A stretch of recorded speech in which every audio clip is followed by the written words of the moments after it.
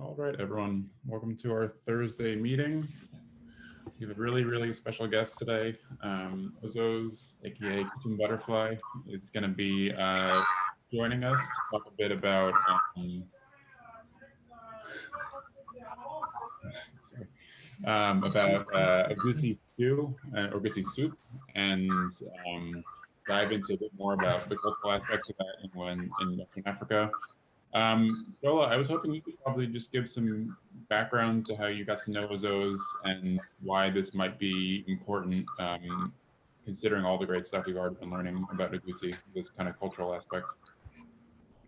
Obviously, Ozoz is an expert in some of the food pathways of West Africa, and through mutual friends, all within the community of expatriate African cooks, is how we met. And I think our communication is always in the vein of, uh, expanding the conversation on African cooking and make sure it's properly represented with the balance of history and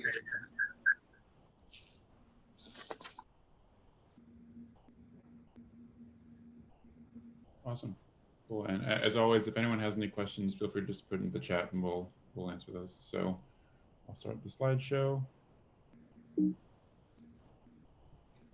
Cool. So Ozoz, can you just briefly talk a bit about your Kitchen Butterfly project, and then we can get into the Egusi itself?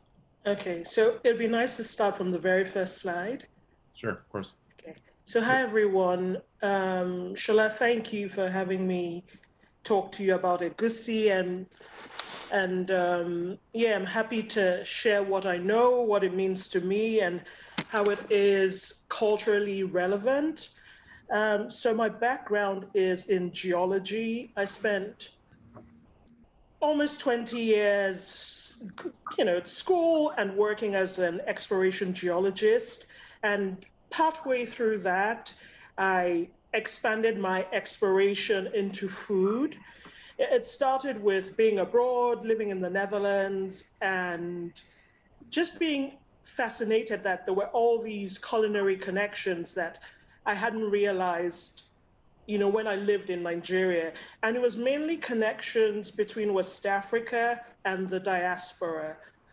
Brazil was the first place where I encountered, a lot of West African food that had gone across through the transatlantic slave trade. And in that time, my focus shifted from, well, when my focus kind of narrowed from just food in general to understanding and critically documenting Nigerian and West African cuisine, and just looking at the patterns, looking at the similarities, looking at differences. And so I started writing a blog, Kitchen Butterfly, in 2009. And, I've continued to do that. It's kind of my thinking place. Um, and over the last year, I've begun to deepen that work to look at the connections between West Africa and the Caribbean and the American South. Now, Egusi soup is one of my favorite soups. It's common across Nigeria. It's probably one of the most common soups in the culinary canon of Nigerian cuisine. And the seeds are from a gourd, pumpkin, squash that's related to the watermelon and similar melons like that. It's actually known as the bitter melon. And it's a creamy seed, and they're different. So they're different types of egusi seeds, different varieties of the melon.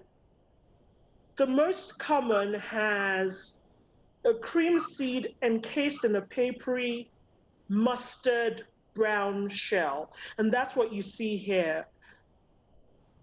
In this photo, you have unpeeled egusi on the left and peeled egusi on the tray on the right. And those enamel trays are really common in Nigeria, starting from the 50s and 60s. And typically what you would see is, if you went to houses, you'd see grandmothers with these trays on their laps, just peeling the egusi. And then somewhere between the 60s and 70s, they developed machine peelers. So in Nigeria, if you go to the market to buy egusi, you'll find it both peeled and unpeeled. But when you find the peeled one, you'll also have them ask, do you want hand or machine? Next slide, please. So typically, you'll find egusi on the roadside, tied in bags, sold in different quantities. In Nigeria, volume measurements are really common. So the top right photo is egusi on the road. And the bottom left is me trying to be artistic, and that's peeled egusi. Next slide.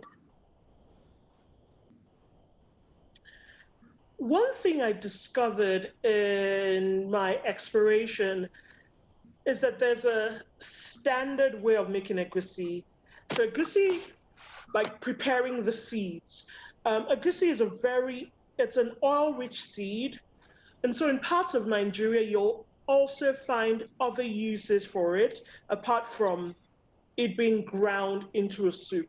So you'll find egusi oil, which is called robo, and it's kind of mixed. The seeds are ground with peppers, spring onions, and sometimes spices, salt, and through a defattening process, the oil is extracted.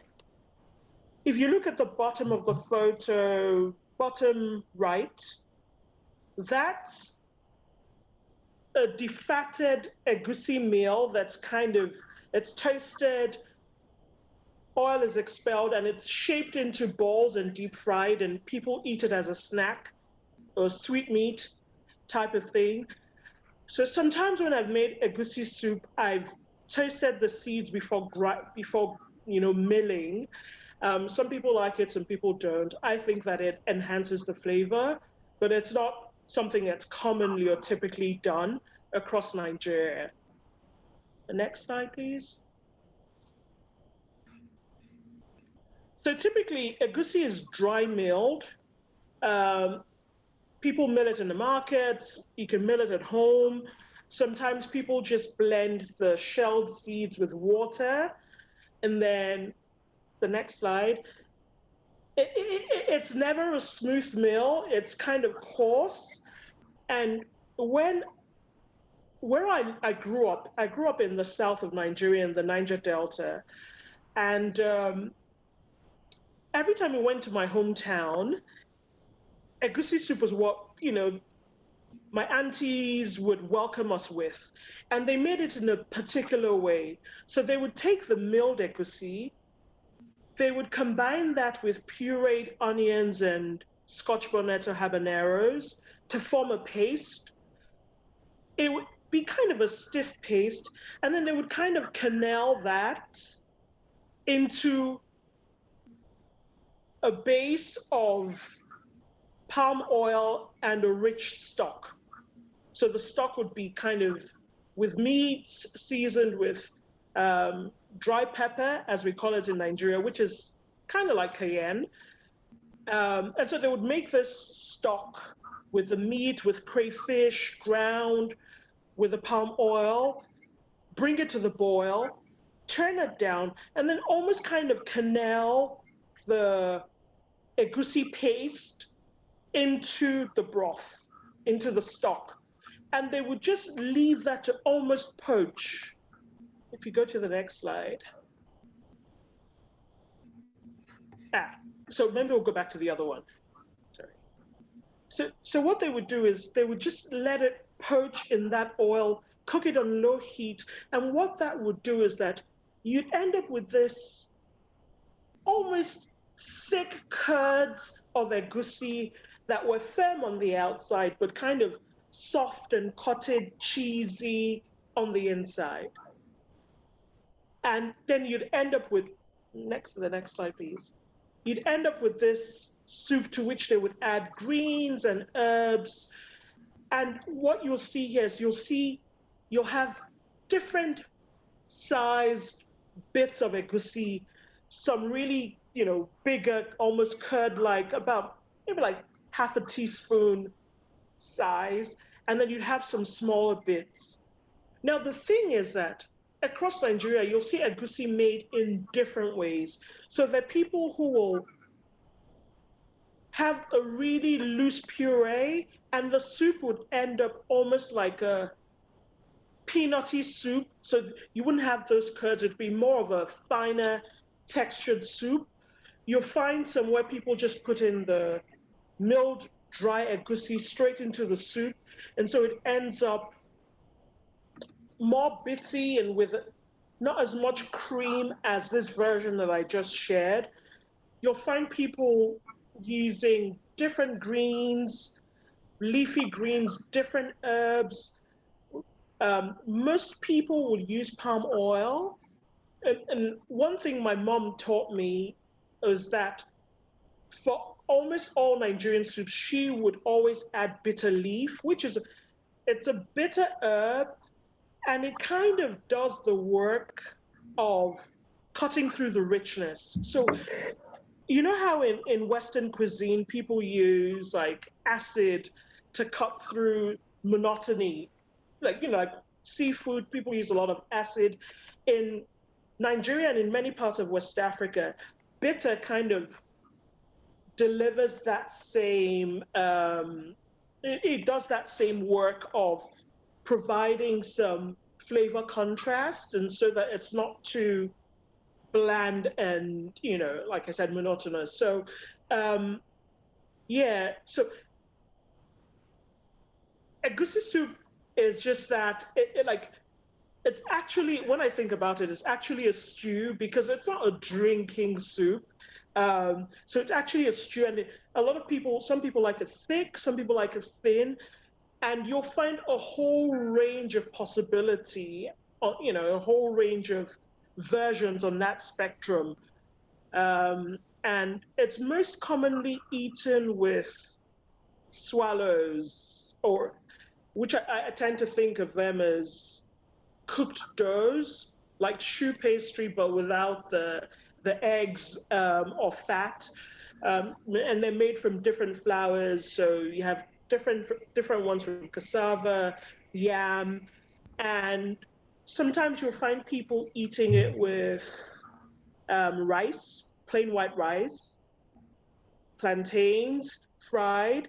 One of the most creative dishes I've seen is from a friend of mine, Zina Sarawiwa, and she worked the egusi into yolks with mayo and used that as a filling for deviled eggs. So that was really, really delicious. Next slide, I think that might be the last.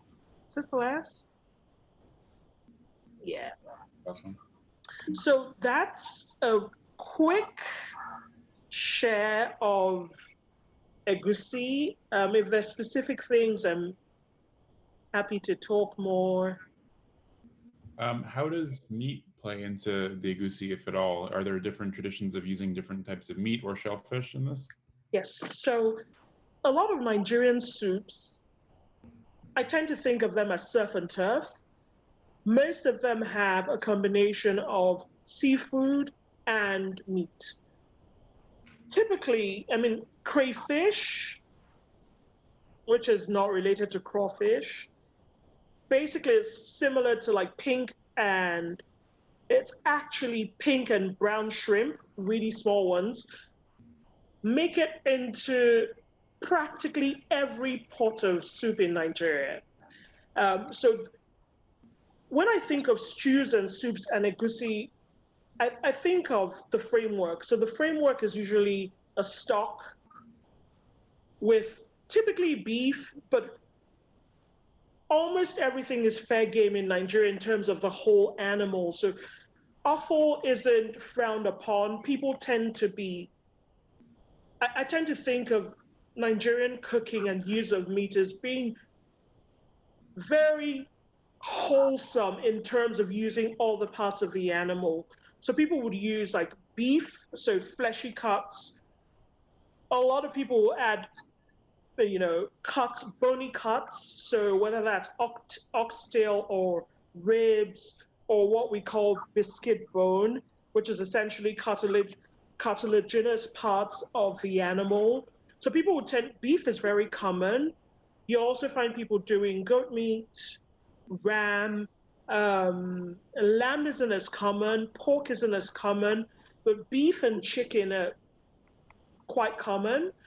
And you'll find seafood like dry fish, so dry cod, which we know as stockfish in Nigeria, and other smoked dry fish. Catfish is quite popular in Nigeria these days, so you'll find catfish on the shelves, smoked and dried, and people would just break that in, not flake. So in a pot of soup like this, you would find bits of fish, you'll find meat, you'll find the predominant flavors would come from the crayfish, the palm oil, and the egusi itself. So egusi has a peculiar taste. It serves several functions in a pot of soup. So it works as a thickener, but it also has its own unique flavor, which is kind of creamy, nutty. Yeah.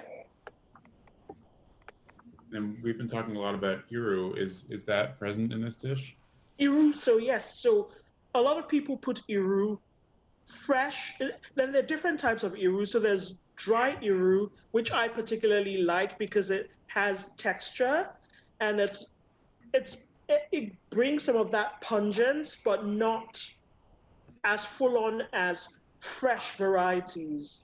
And the fresh varieties have various classes of fermentation. So you have some that are super fermented, really funky, and those just basically melt in the soup. They're already at a state of cream when the fermentation is stopped, so they just kind of dissolve into the base of the sauce.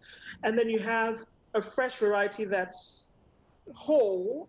You still see the beans of the iru, and so in the west of Nigeria, Yoruba-speaking parts, iru is very common. In the east, a different sort of iru is common that's made from castor beans, and it's called ogiri or ogili. And that is a grayish, super pungent fermented seed. In the north, you'd have an equivalent to iru that's called dawa dawa. It's normally sold in like cakes. You have this almost like a cookie, like a black cake of compressed seeds, often sold dry. And so across the country, you'll find people using the different fermented elements in different ways. If you went to a street food joint or what we call a bucateria, which is like a cafeteria, but on the streets,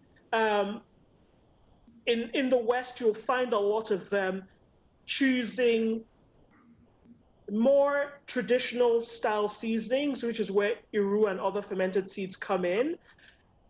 So you'll find them, the base of those soups on the street having that traditional local flavor. In fast food restaurants, you have a lot of fast food restaurants in Nigeria selling Nigerian soups. Egusi is one of the most popular ones. They might resort to using bouillon cubes and stock cubes, of which Maggi and Knorr are amongst the most popular. So my favorite combination uses pumpkin leaves, water leaves. So pumpkin leaves, kind of like kale, water leaf, which is like spinach, high water content, but it also has a silky texture. And then I like to combine that with scent leaf, which is, I think of it as similar to perilla or Japanese shiso. So that kind of basil, minty, citrusy combination. We have a question from staff asking about the bitter melon itself. Is that ever used in the soup, or it's just the seeds? It's just the seeds. I've never actually seen anyone use the flesh. Some varieties are not as fleshy as others, but it's typically the seeds that are used. So often farmers are growing these melons explicitly for the seeds. Pardon? Are the farmers growing these melons explicitly for the seeds? Or Yes. is the seed? Okay, it is. Okay, cool. I mean, to the best of my knowledge, it's all like I've had a friend grow, and it was primarily for the seeds. And Shola, I was hoping you could talk about the difference between using the more traditional melon Egusi seeds and what you're using now, which is actually a hull-less pumpkin seed. So, obviously we don't have access to melon seeds in enough quantity to make the dish in the situation we're in. But one can go to West African stores in most major American cities, certainly New York and in Philadelphia, and I can get melon seeds. So there's a difference in the flavor and the finer point, but the most acceptable substitute is pumpkin seeds. And when you grind them fine enough, they will replicate the textural component of making the stew, by grinding really fine. I like that Ozoz mentioned the version that her aunties make, which is one I also make at home. In cooking this food at Stone Barns, we're limited in just how much exposure to capsaicin we can put in a dish. So as opposed to just mixing egusi with water and maybe like a little egg to make the dumpling, and we use a touch of nutmeg just to kind of add that sort of like creamy memory flavor that attaches to creamy things. But we can't certainly put Scotch bonnet peppers in it because then it's just too hot for most of the audience. But that is the authentic version of the dish. That's generally how I would make it.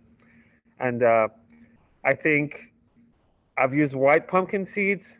In our current version, we're using pumpkin seeds that are dark, and I think we had a conversation on toasting the seeds. I also agree that toasting the seeds provides a richer depth and complexity of flavor. I would compare it to if you ate a blanched almond, and then if you ate a roasted Marcona almond, you will see that they're vastly different things, even though they're both almonds. That's how toasted versus untoasted egusi seeds come off. 100%. Yeah.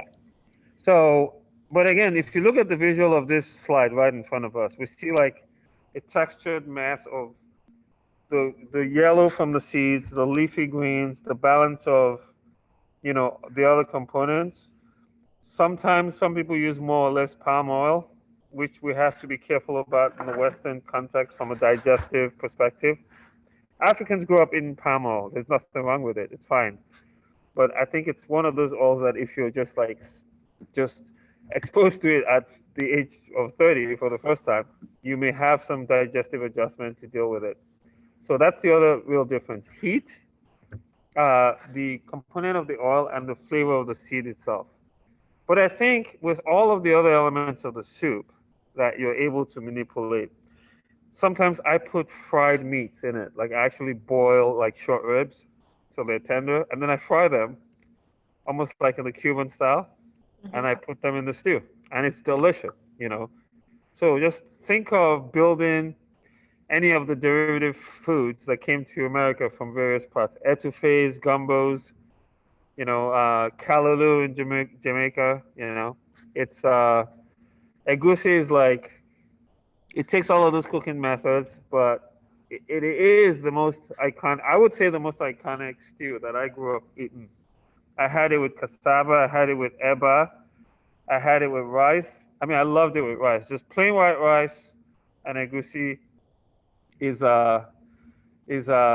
just delicious. You know, it's the best thing. It's a blank slate. Egusi is the star of the dish. You know, you don't want to eat egusi with like jollof rice. I never. No. I eat jollof rice as like jollof rice. You know, so you know, egusi deserves its stage. You know, the only other time I've ever eaten egusi with a starch, and I encourage you all to do this. You know, like the gateway to like flavor and discipline is always ramen, as you know. So if you actually make like a straight up Nigerian egusi soup, plop in like just like 4 ounces of boiled actual Japanese ramen noodles and top it with chicken stock. It's like maybe one of the best things you'll ever eat. You know, it's delicious. That So sounds yeah, amazing. so And maybe we have to open a Nigerian ramen joint in Lagos somewhere.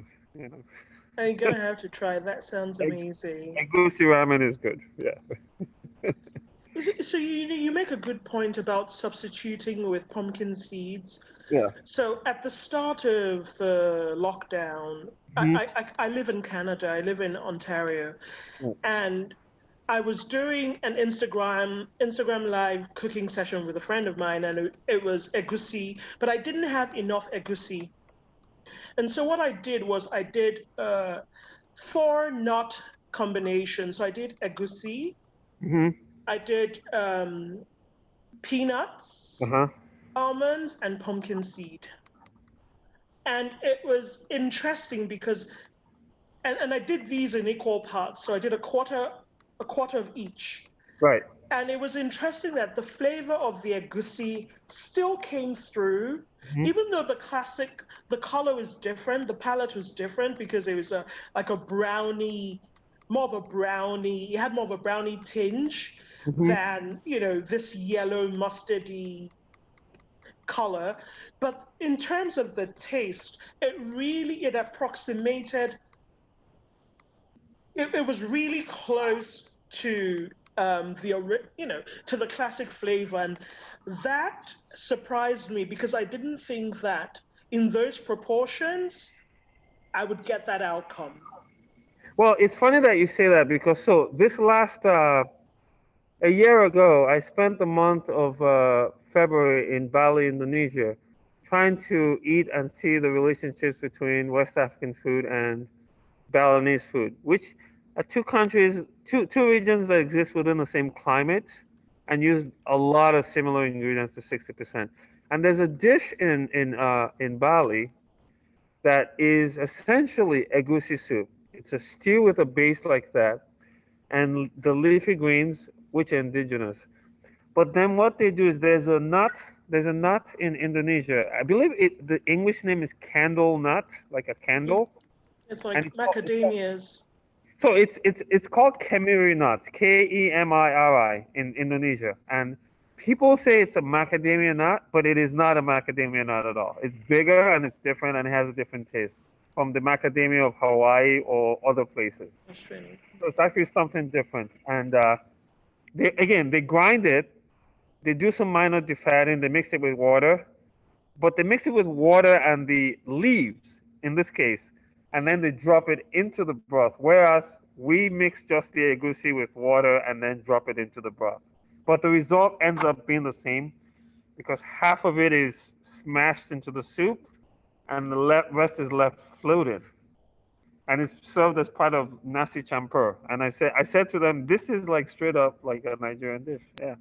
That's amazing. Yeah. Yeah, I'm gonna do some more research about that.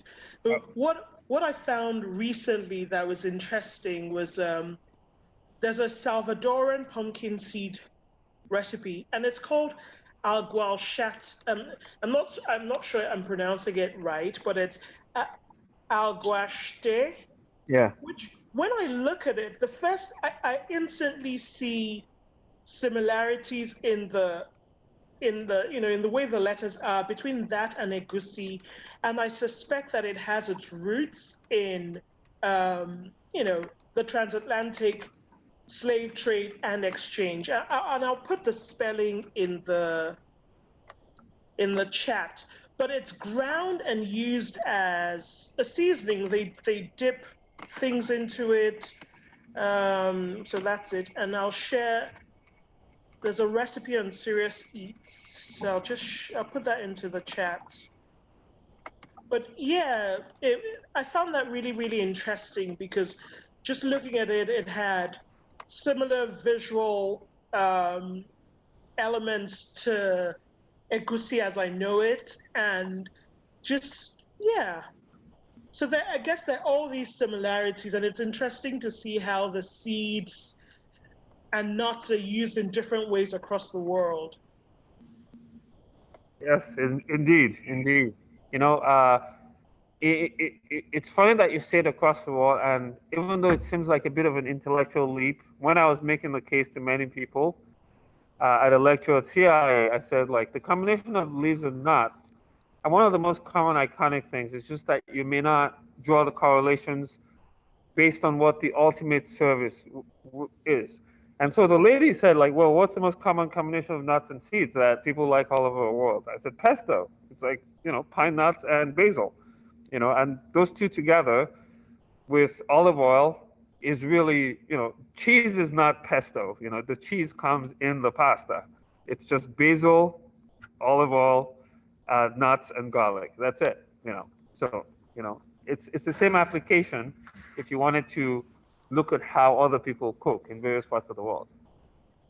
And I think that's the approach that I typically employ when I look at recipes and try to understand them.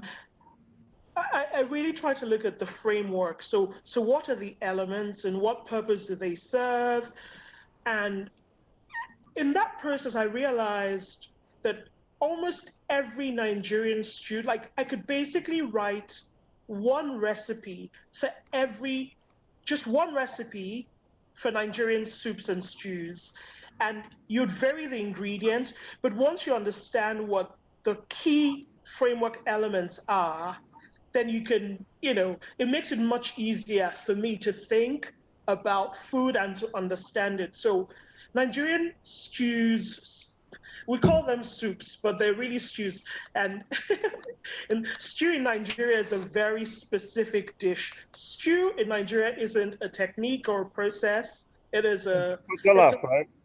Yes. Yeah. And as an accompaniment to rice and other things. But the soups are typically the stock that's commonly seasoned with ground crayfish, dry pepper, salt, and something else, some other seasoning, or whether that is fermented seeds or stock cube.